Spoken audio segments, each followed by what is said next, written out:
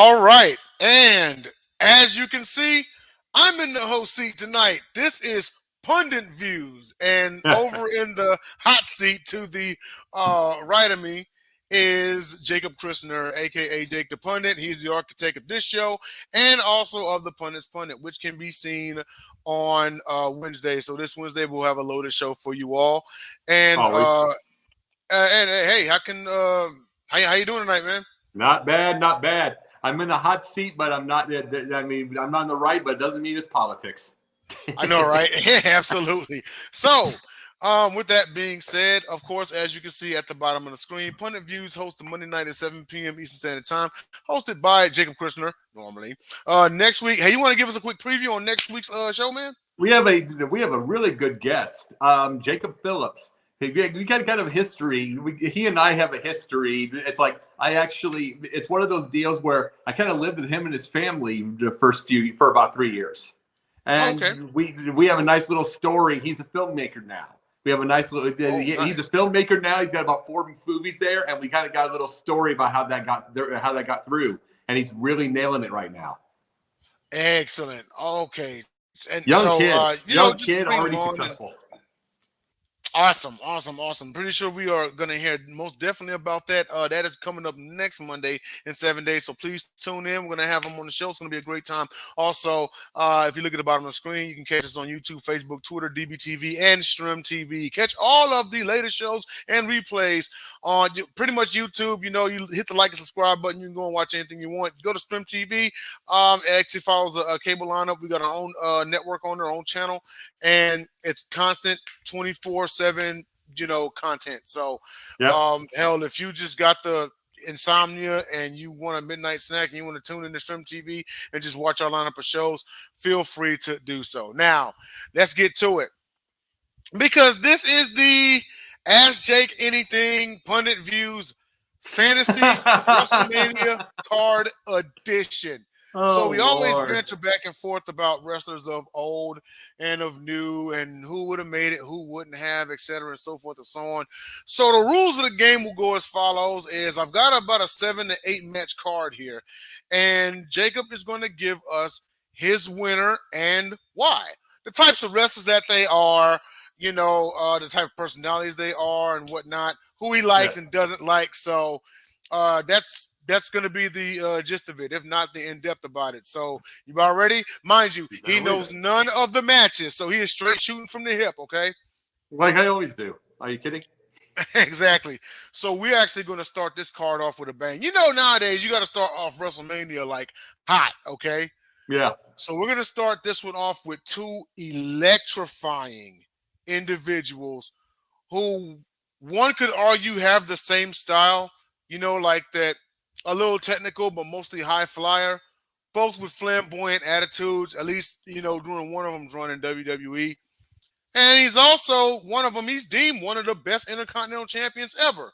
With that being said, WWE Intercontinental Championship. Chris Jericho defends against Seth freaking Rollins.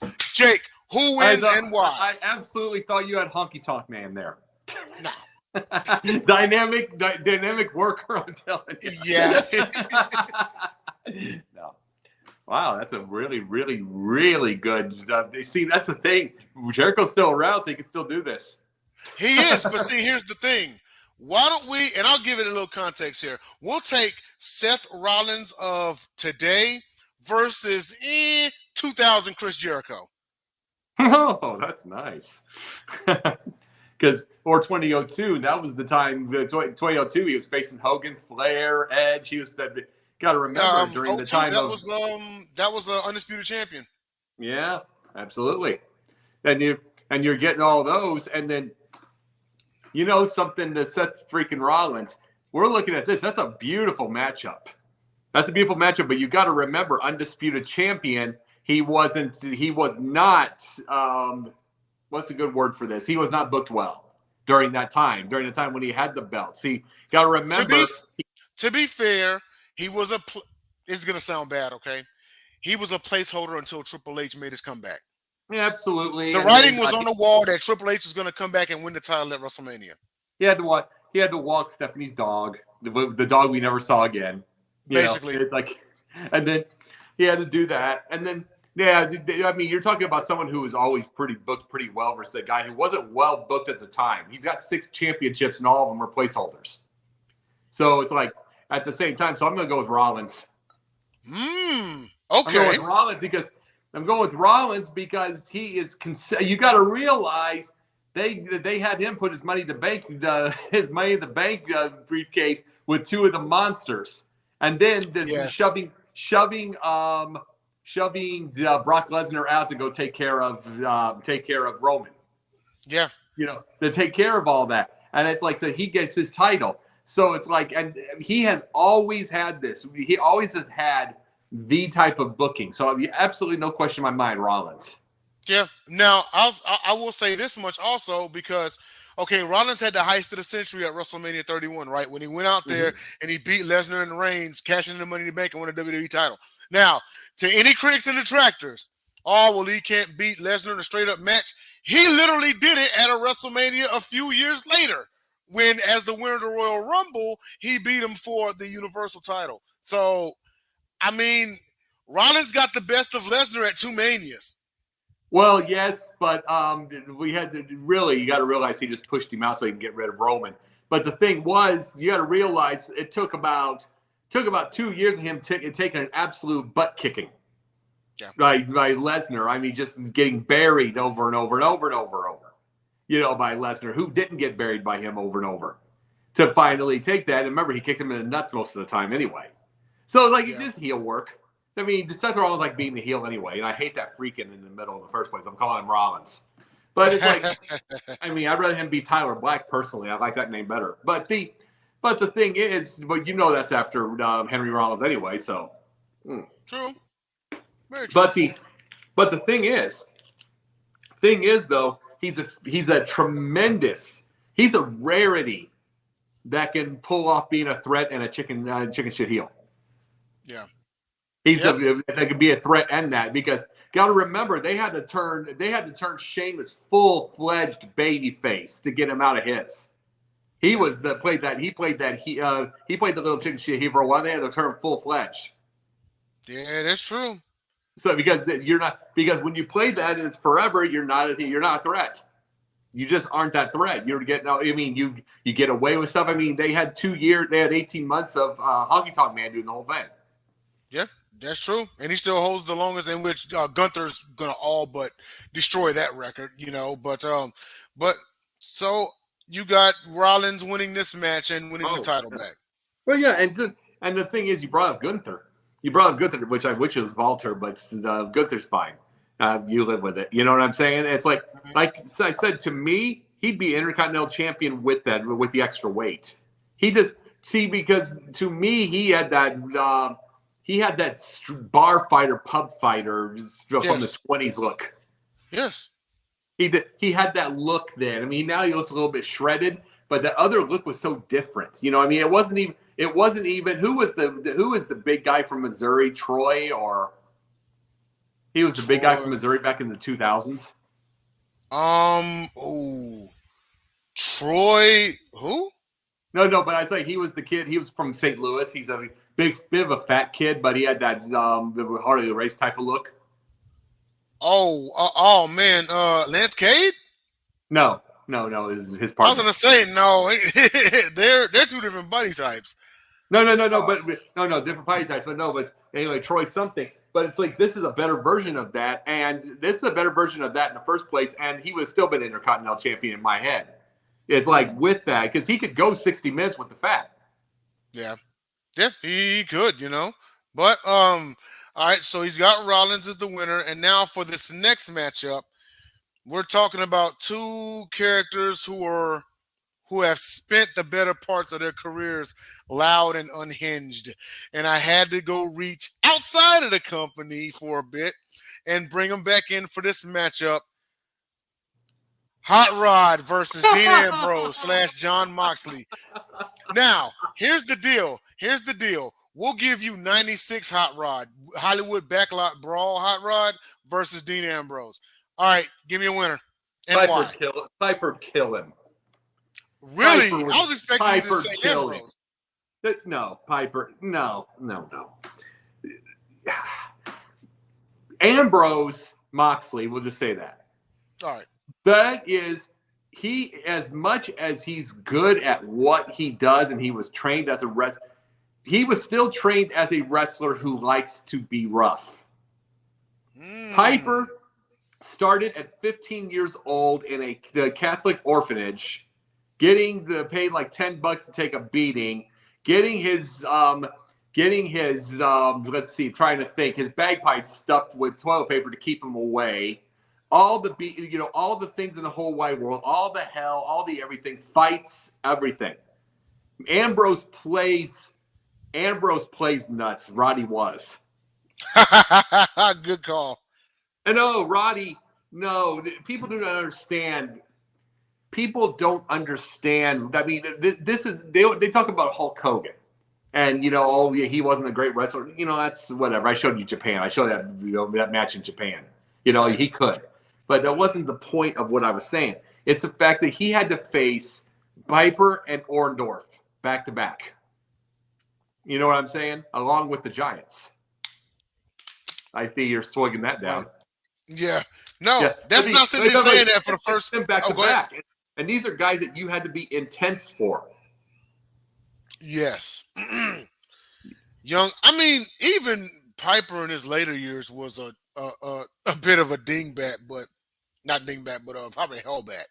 But young Piper was out of his mind. I didn't like.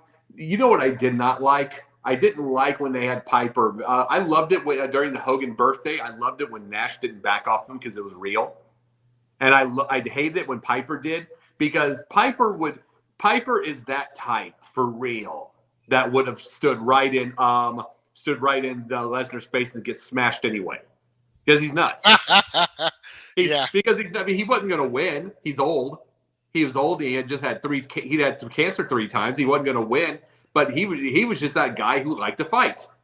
Yeah, he liked to fight, and like he wasn't good. He wouldn't have. I didn't like when they had Piper backing off of him. It's like, no, that's not Roddy Piper. And it wasn't.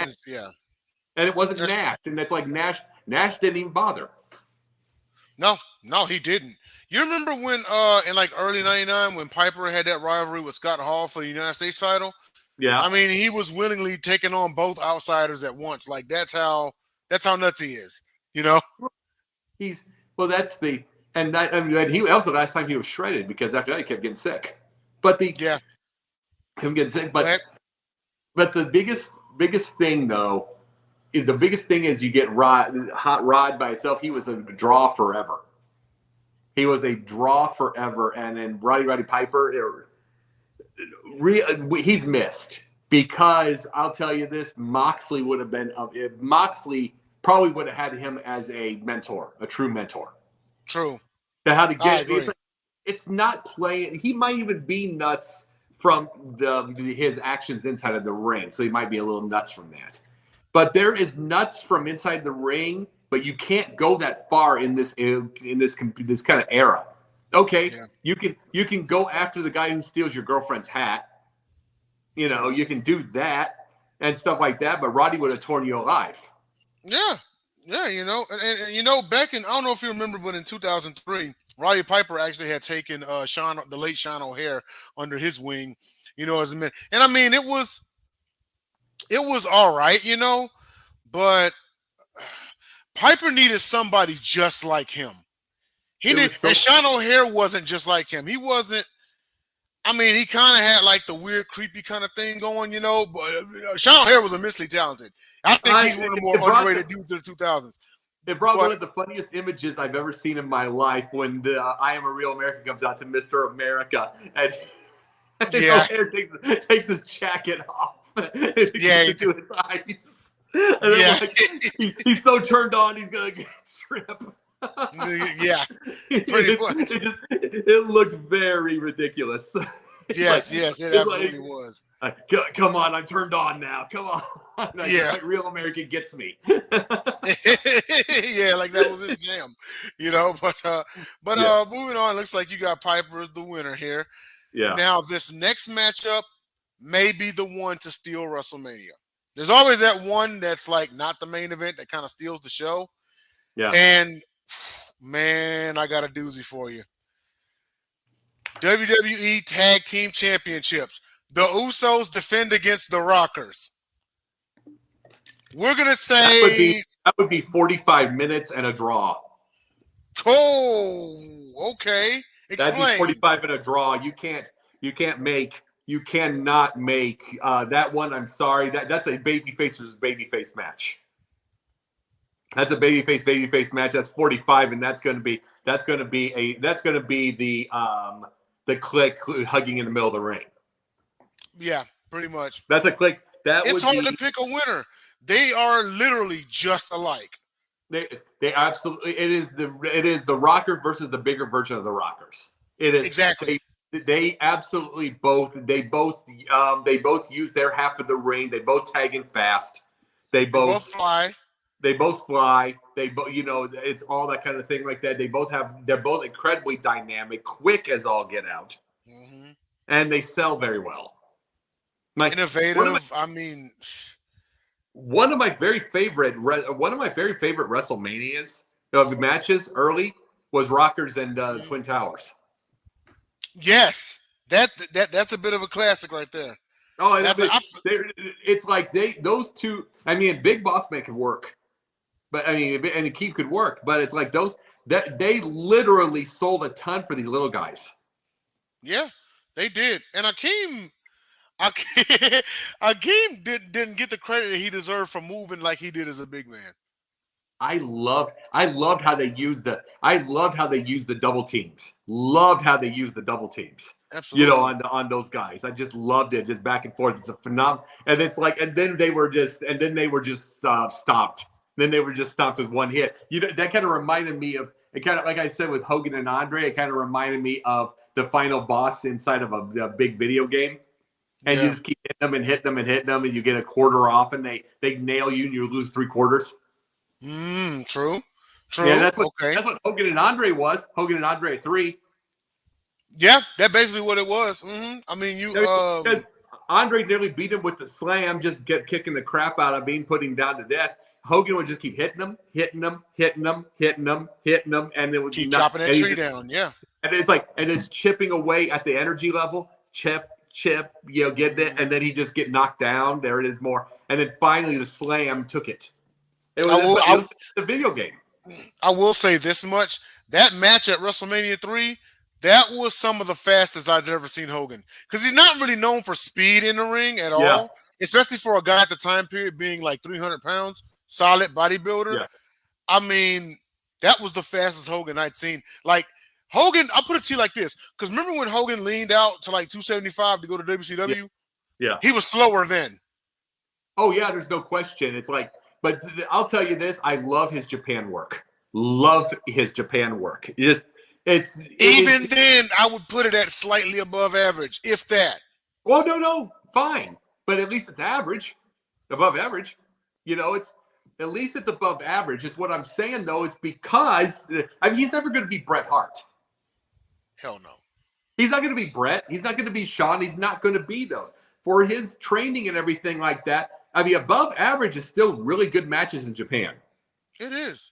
This is really crazy because, like, looking at Hogan, like, actual do wrestling moves, like mat moves, he still looks like he's just learning it for the first time versus it being fluid like a Bret Hart or a Chris Benoit or even an Owen Hart. You know what I mean? Well, he never was an athlete to begin with. So there was that. But the thing he was never an athlete to begin with, so it wasn't going to be. But you want to know what would have been an awesome you ever seen the match with Hogan versus Bockwinkel? Nick Bockwinkel, yeah. Yeah. It's like that match. You want to know what would have been awesome in that let's see, it doesn't have to be in the second match, the first match they had. You want to know what would have been awesome? Bockwinkel over and over and over bringing up how Hulk is so big and strong, but he can't wrestle his way out of a paper bag. And Hogan has been doing it for 6 to 8 weeks. 6 to 8 weeks just doing that. And then Hogan brings Japan in. Yeah. Hogan brings Japan in. And then just to prove a point, he has to beat Bockwinkel with a submission hold. Yeah. And it's like, yes. And it's like, That would have been, I'm just saying, that would have been one. It's like I said, no one would have seen it coming because he wouldn't do it again. He wouldn't be doing it in the tag matches or anything like that. He'd bring Japan in. And it's like, and that would have been, and that would have been awesome with Mr. Perfect too. Yeah. That would have been an awesome deal to do with Perfect. It's like, because Perfect could have been that one saying, you can't wrestle, you can't anything, and then pull it off on him.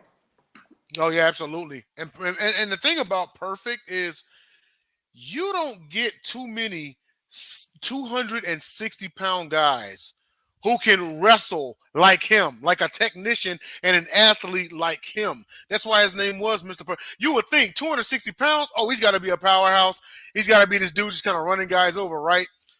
Perfect was never a power wrestler. Even at 260, he was never a power wrestler. He was strong, but he was never a power wrestler. He sure did.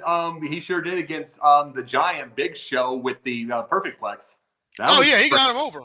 He got him over. He definitely did. You know, I mean, again, that's not saying he wasn't strong. He got over Goldberg in the Perfect Plex, and Goldberg was 285. Yeah. Oh no. The thing about Perfect. Remember when we were talking about the other night? One of our shows we talked about, I was saying to you, if I see a Benoit or an Angle with the intensity, we'll say Perfect too, because he had a lot of intensity. If I see guys like that, I don't want them to sell unless you catch them. You know what I'm saying?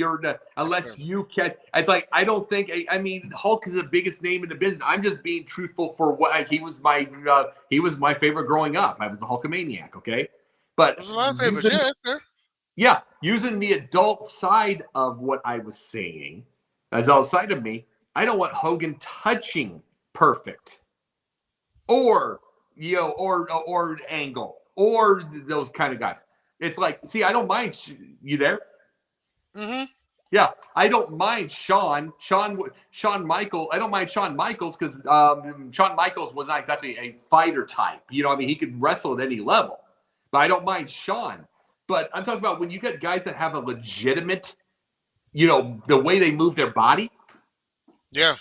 When they move their body, and Hogan has always been kind of a putz as far as the way his body moved. It's just true. I mean, even like you said, even in Japan, it wasn't fluid. It still looked nice, but that's like a deal. But he's kind of a putz on how he moved his body. Why would he touch these guys who are just super athletes? Because the way you got to look at how Hogan was designed. Hogan was designed as this larger than life character. First of all, he got his name from a Marvel character, Yeah. So Hulk Hogan in general, he was designed as this comic book character that was supposed to hit you one time, and then that was the end of the conflict. Yeah. Until he faced somebody like, okay, Superman. Superman was running through everybody, right? Until he met Doomsday. Yeah. Hogan was running through everybody until he ran into Andre. Yeah. And then it had to take more than a few hits to put him down. Oh, you're correct. I'm just talking about the older Hogan.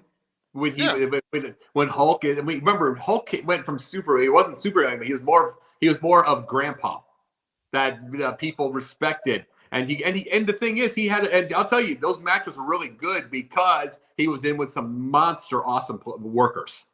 Yeah, the major workers. I mean, he faced Jericho, faced Angle, he faced Regal one week, over and over and over. Undertaker, Triple H. I mean, Vince was a worker. I mean, yeah, over and over and over. I mean, his matches in 2002 rival it not because of him, not because of his body. I mean, he was broken down.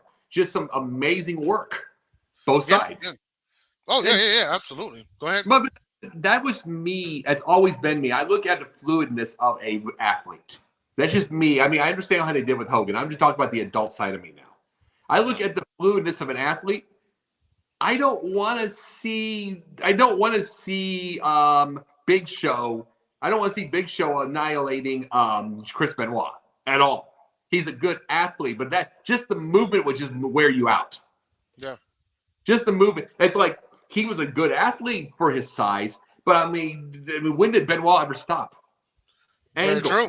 Yeah, Angle, same. I don't want anybody that has a bit of a clunky movement touching these guys until they miss themselves. Yeah, I that's don't how it want to typically is supposed to forth. be. Yeah. Yeah, I don't want to back and forth with an athlete versus a non-athlete, not with the way they move their body. It should be a squash. It should, yeah. In theory, it should. So to close this one out, you've got this one at a time limit draw. Yeah. Okay, and even in the era where the super kick is as common as a punch now, Oh, that super um, kick. They can the go ori- by. the original super kick party was the double super kick was the Rockers themselves. He's I got it know, at a but time but limit they did it draw. one time. They did it one time, not 76. Yeah, that's true. Maybe maybe we'll have the rematch at the Fantasy SummerSlam. Who Yeah, no knows? kidding. No kidding. So this next matchup actually is a matchup that still could very well happen for the right price, but as of now, until further notice, it's a fantasy matchup. Head of the table: The Rock versus Roman Reigns. Now, I'll give you this much: we'll put today's Roman Reigns versus 99 Rock, who are the No, corporate champion. no. This Rock now. This one now. Because But they Rock. hadn't wrestled since when? That's fine. That's Who fine. who knows what 2023 Rock even looks like? No. I've seen what he looks like. We see it from there. He's as shredded as damn ever. It's like Well, I'm talking about in the ring. He's also 52 now. Oh no, but you're correct. But it's like they didn't know he hadn't wrestled in 8 years before. You're right. He was like 44, 5. It's like the Rock is. You got to realize something with Rock. He is just a natural freaking athlete. Yes, he is. That natural freaking athlete. But you're gonna stick him. But before you continue, you're gonna stick him in the ring with who a lot of people are saying is the best wrestler today, after not being in a ring in 8 years. They stuck him with Cena, and he was one of the best. Very fair. Go ahead. Yeah, they stuck him with Cena. It's like that's the thing. It's like The Rock. The one thing, The Rock has always understood psychology. Always. He has always understood it. So there is that right there. I want it now. I want this match now. I want that head of the table. I want that now. And it's like, and I will tell you this, where I want that head of the table, where that bloodline, where I want that to go, I want somebody to bring in Haku and the old men. And I want somebody to bring in Rock. And I want the divide. I want that thing to, I don't want the young guy. I want the young guys through. I want that whole thing going. Because Haku still looks like he can go. I'm not saying he goes in a match, but he looks like he can do a couple spots. Yeah. I mean, Haku's an old warrior. So it's like, wait, Haku, they were Tongan. Don't you mean the Wall Samoans? Haku is a. You're right. The Samoans, the old men, but Haku is a guy too. He's a relative too. I thought he was Tongan, but anywho, yeah. But no, I'm trying to remember which one was. I'm just saying, I mean, why do you think Rock bought him a truck? Yeah, Rock that is true. That is true. But I'm like, he does everything for family, which I love. I told you the one thing about it. You asked about the Anawahi family versus the Harts. I'm an Anawahi guy because the Harts, after Owen died, they just fell completely apart, and they became bitter and jaded and ridiculous and childish. And the Anawahi, huh? Well, I'll give you this much. There are characteristics out of both families. They got the same characteristics, but here's how they did it. The Anawahi family created stars within the family. The Harts created stars outside of the family. Yeah, Anawahi, you're right. Anawahi family, though. I mean, you got which one has DUI issues, Jay or Jimmy? Jimmy. Jimmy has drinking. Jimmy has constant drinking problems. They're always there. They had issues with Naya. Always there. You know, I'm not talking about arrest things, but just like depression, everything, all that kind of stuff. Mm-hmm. Always there. They are the ultimate in family. They had Yokozuna, who had a terrible eating issue. No judgment. Yeah. No judgment. None. Not at all. Zero. I mean, always there. That, to me, that's family. That's family. You can take to that side. I'm going to be, I mean, the Harts, as far as wrestlers, great. but they felt they were always a bit petty, always a bit everything, always wanting dad's best. They always wanted that stuff. These guys, they have none of them, not a soul has a favorite to anything. They are a team. Yeah, they were. It's just the breaks fell how they were. Brett ended up being a star. The next one was Owen. Yeah, So I mean, it just is. It just is what it is. But no, I agree with you. None of them were a favorite to Stu Hart. They were all his sons. You know. yeah. But also, that's one wrestling patriarch that. Well, I'm not going to sit here and say that he's underrated or doesn't get talked about. But you have to acknowledge what Stu Hart brought to wrestling, Yeah. and because what he's doing still resonates today. You know, when you look at the Natties and you look at all the ones that are after her, and Tyson Kidd, D.H. Smith, shoot, who else? Yeah, just pretty much anyone that came from that family. Like that tree, that wrestling tree is the most well known in wrestling, if not. That's why when I put up that poll, I had them. I had Devon Eriks, and Devon Eriks got some votes too. Stu, you're right. And it's like, but the thing about Stu, and I'll give you a story about Stu. I don't know if you heard the story. Stu once overheard, it was a dead of winter, probably about 40 below, dead of winter. He hears his cars getting clinked and everything. It was just like whatever. Someone's trying to get into the cars, break in. He hears it overnight, drags the kid inside, blowing snowstorm about 40 below, drags the kid inside without saying a word, takes him down the steps and just starts stretching him. And wakes all the kids up. Wakes all the kids up. The kids are trying. He's trying to steal one of the Hart's cars, and the Stu caught him, stretched the kid, blah blah blah, and they all heard it, the screams, and he was doing that kind of thing. Stu didn't say anything. He didn't say a word. He just stretched him. Then he said, "I'm gonna give you a job. You can sell tickets." and I think the kid ended up being a lawyer or something like that. Just like there, and it's like he scared the kid straight, and it's like. This is the thing. This is why I don't like the whole, I'm offended. We don't want to tough. Oh my God, we got to look at their feelings. This is why I don't like it, because guys like Stu scared the crap into straight before they went to jail. Scared them. The cops had help with guys like this. It wasn't like he was trying to kill him or break him apart or do everything. He's teaching him a lesson. Gave the kid a job right after. Yeah. And he ended up making something of himself. Yeah, and he made something of himself. And it's it's why I don't like these rules with cops, and I don't like these rules with people, and what you see online, and everything being a poll on Twitter. And I don't like that. It's because sometimes the police, there are you remember Baltimore when the mom went after that kid for trying to riot, and he went in Baltimore. Remember? Yeah. And then there was some people that were attacking her for doing that, and it's like she saved that kid's life. Yeah. She saved that boy's. And it's like this is why we got to ignore those types. Cops need help like that.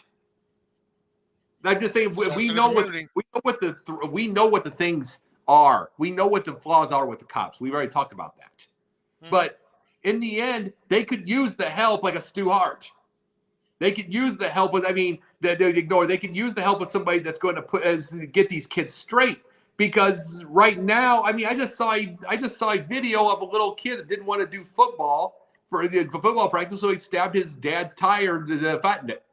8-year-old kid. And I'm like, that's a punk little kid. But I'm like, and number one, in one way, maybe he didn't want to play football. His dad wasn't listening. The other way, that's a punk move. It is.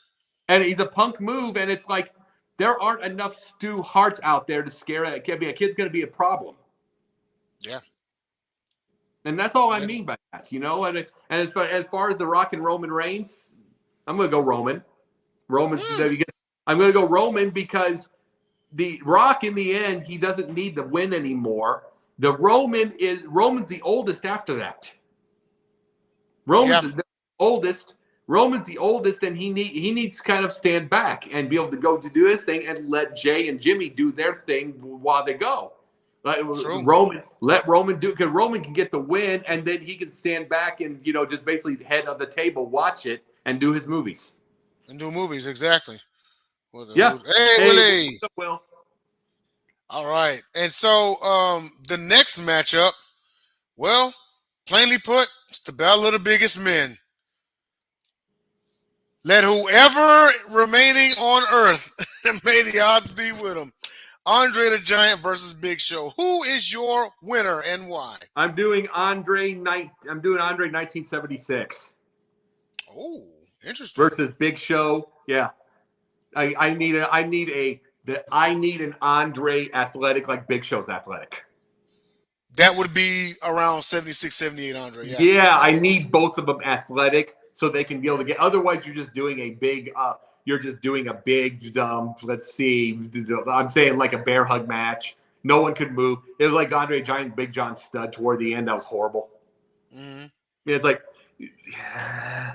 say goodbye to Andre. Andre will take it because Show lost most of those. Okay, so you got Andre the Giant winning? 3-10 at WrestleMania.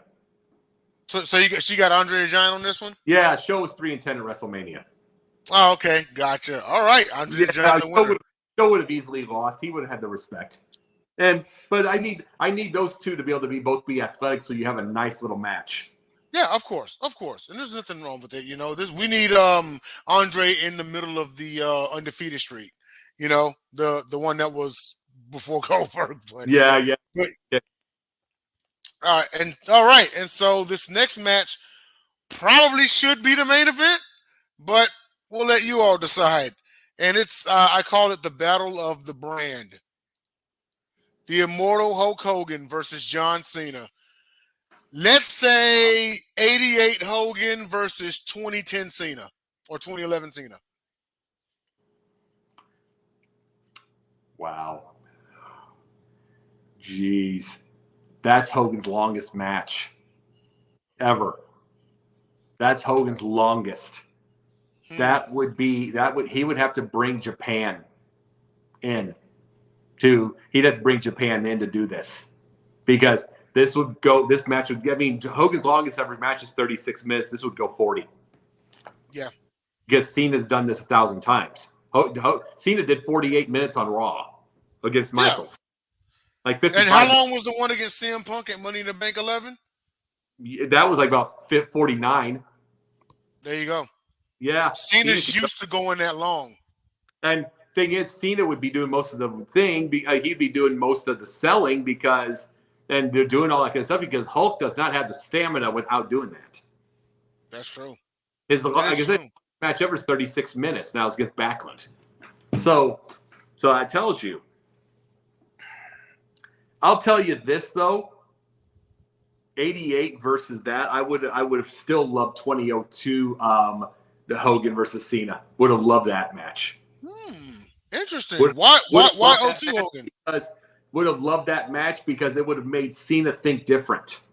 Because you don't have the athletic Hogan or whatever we mean by athletic. You don't have that anymore at all. You got a stiff Hogan in there. Someone he's like a 2x4 now. You can't bend him at all. So It makes Cena think in the match. Rock had to do the same thing. Yeah. When he faced him at Mania, yeah. Remember those horrible let's see, sharpshooters he did on Hogan because Hogan couldn't bend. Yeah. Yep, that is true. Hogan couldn't bend at all. And it's like, we would do the 88, but I like the idea of 2002 versus 2010 Cena just because it would force Cena. It'd force Cena to think different. Yeah. And plus, but it's like, you want to know, Cena's heel in this match, obviously. Ooh. But see, this is 2010, 2011 Cena, so he wasn't a heel. No, but people hated Cena for a long time. They started hating him because they started getting tired of him. That's why. Yeah, and it's like this is around the time period that he started getting booed for being a face. Well, let me tell you this. There's one thing Cena did not have that Hogan had. Hogan had an innate knowledge knowing when to get away. Absolutely innate way. And he would do it. Mind you, WCW, it was one thing, but he got himself as a heel after the thing once he got it. But I'm talking about he started hearing, he'd go to house shows and it would blow up when he was at his best and it'd be nice cheers. When it started getting the nice cheers, I hope so too. I'd love to one day. But it would be nice. I've met him twice, so it'd be, but you have to get to his managers now. But But the thing is, the biggest thing about it is there's no question it'd be heel, but Hulk knew. He knew from when the crowd was starting to go down when he would start going to a movie. Mm-hmm. When the movie started coming around, he know. It's like the WC. He knew that he needed to turn heel. I think he knew it by himself when the WCW boos were coming out. But I think he knew it by himself. But I'm talking about in WWF when they were starting to go down just a little bit. He'd go to a movie. He'd go get a movie. He'd get a movie, or he'd get a break, or the Earthquake was squashing. And then when he came back from Earthquake, that place blew up. Yeah. That place blew up. Yeah, absolutely. I think one of the absolute biggest pops I've ever heard in my life was the Brother Love show on Saturday Night Main Event with Hogan. And that place, that was 5,200 people there, and that place sounded like 80,000. Oh, yeah. Go ahead. Oh, no, I was saying when he made his comeback and everything, and because there was because remember the storyline, Earthquake had broken Hogan's back, and all the kids were crying and everything, and that was one thing that you know what was so crazy about Earthquake? John Tenta absolutely despised playing a heel. He despised it. Everyone backstage said, man, that dude loved children. He loved talking to them and interacting with them, but his character wouldn't let him do it. He was like, yeah, man, like I hated being a heel. Like I wanted to be the one to make kids happy, not make them upset. Well, notice he didn't mind it when he was getting that huge money from Hogan, but then the minute it was done with Hogan, he was a babyface. Yeah. Because he had that tag team thing. He had the tag team for a minute with Typhoon. They were heels. And they turned. It was like 4 months later they turned. But that's the thing. That is the thing, though, is the thing about Hogan and Cena. Hogan always knew when it was quieting down, when it could turn to booze eventually, and then he'd leave, and then it'd blow up again. I don't think Cena ever got that. He worked so much, and then they got tired of him, and he kept going. And then now they just he's kind of the respect. He's kind of the aging respected guy with a little bit of a bald head. Of course, yeah, but question though, was it really Cena's call? I mean, that was the demands of WWE at the time. You literally are the hottest sensation. And for like years and years running, Cena was the brand. Cena, we've talked about this. Cena was the Hulk Hogan of his generation. Literally, they are similar. They mirror. Cena. The thing is, Cena is the greatest Make-A-Wish Foundation ever by 50 million miles. He's wonderful for kids. It's like as the overall deal, you know what I mean? As the overall deal by getting the whole crowds and everything, he could have left a little other than his injuries. Could have left a little. It's like, again, that's Vince. And that's Vince and doing everything like that. But Cena's always been known as a ridiculous worker. You have to, you have to have somebody else. You got to have a second that's able to carry the company when number one needs a break or gets injured. That's why I love so much about the Attitude Era, because Austin was your number one. But if something happened to him, The Rock picked it right up, didn't he? And Triple H picked it up, and then they started pushing Edge, and then they started pushing Angle, and they started getting and then Batista, and then yep. And it's like, I mean, they had so much. It's like, I mean, even Hogan said it himself. It was him for 10 years straight. It was. He said himself it was him for 10 years straight. When he came back over there, there was so many that could pick up the thing and pick up the slot, and that was the biggest difference. He did not have that for years. Yeah. I'm going to say, here's the reason I'm going to say Hulk. Cena would have taken the Duke and would have taken it more than Hulk, and Hulk would have let it go in Stone Cold. Oh, okay. So you got Hulk Hogan over Cena. Yeah, because Hulk would need to go to get the match against Stone Cold. Yeah, he would. All right, now, and we've got a few minutes left in the show. Now it's for the main event. My personal dream WrestleMania main event, WWE Championship. Bret the Oh. Hitman Hart defends against Kurt Angle. Let's give it 97 Hitman that we talked about the other night versus 03 Kurt Angle. Who wins and why? Let's make it an Iron Man match.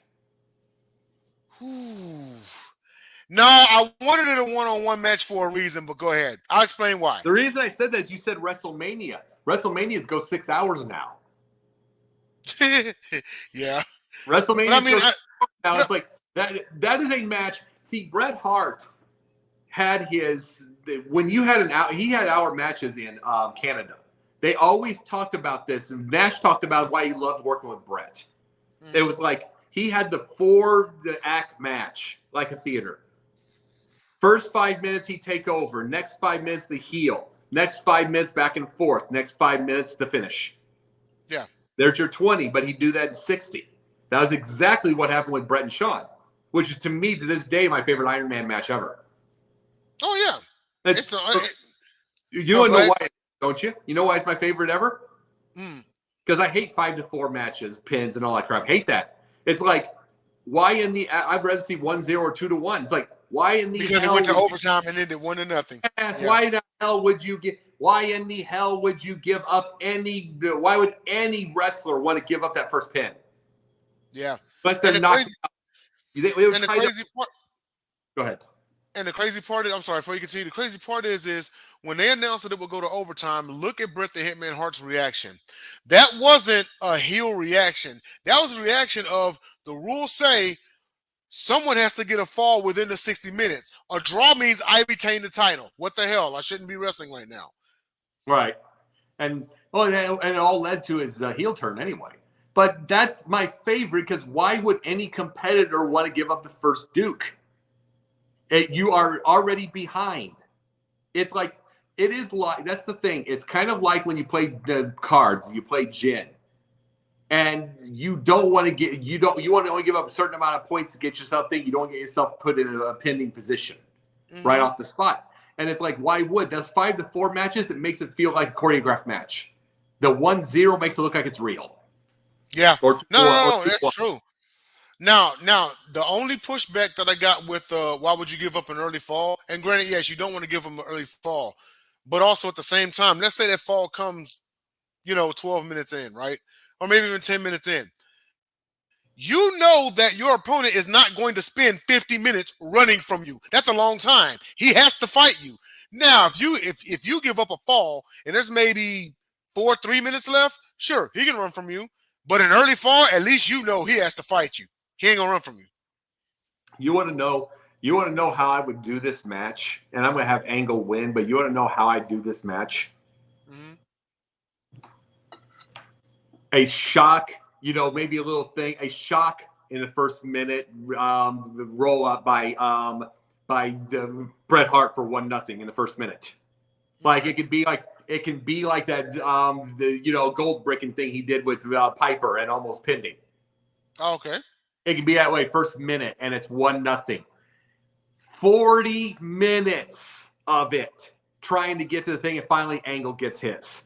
Finally. And it's 1-1, and there's 15 minutes left. There's 15 minutes left. And then to me, the last fall would be the finish would be ungodly.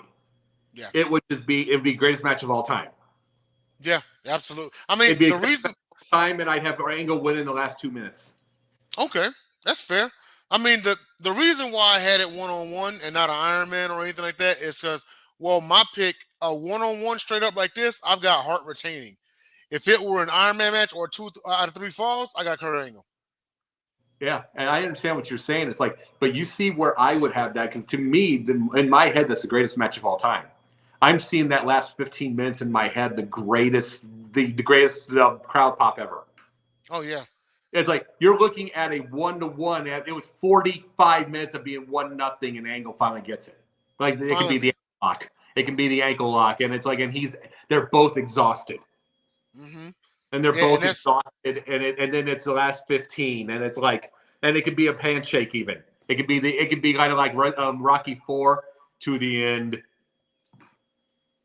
With Rocky IV, you ever see that movie Rocky IV? Yeah, of course. It's one of my favorite movies. Remember Drago to the end. Yeah.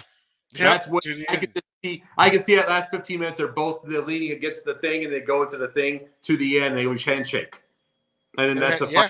scene, and that would be the greatest match ever. Yeah, and I mean, like you look at it. I mean, as technical as both of them were, I've got Bret just a tad bit more technical. Now, as much of an athlete Bret Hart was, Angle's more of the athlete. Angle can hit a moonsault. Bret can't. I'll give you another thing with athletes. You want to know what would have been you want to know what would be the most impossible tag team, and they did it in the house shows, and they did it on dark matches. Shelton Benjamin and Brock. Oh boy. I mean, man. See, how do you? I think I have a real belief. I know they believed in Brock, but how do you beat that team? You don't. How do you beat them? It's like you've got Brock, and he's the let's see, he's the bouncer. But he's an athletic version. Mm-hmm. You get Shelton, and he can sell, but Shelton is he is. Yeah, just about. Yeah, Shelton's like 250, 255. Shelton's as big as he is, and more, just as athletic, and just more athletic. Yeah. Like, how do you? Those are the ones, in my opinion, you don't need to sell. I have no belief that Shelton Benjamin needs to sell as much as he did in his career. Zero. You know what? That's why another fantasy matchup now that we're talking about would be Shelton Benjamin versus Mr. Perfect. Oh my God!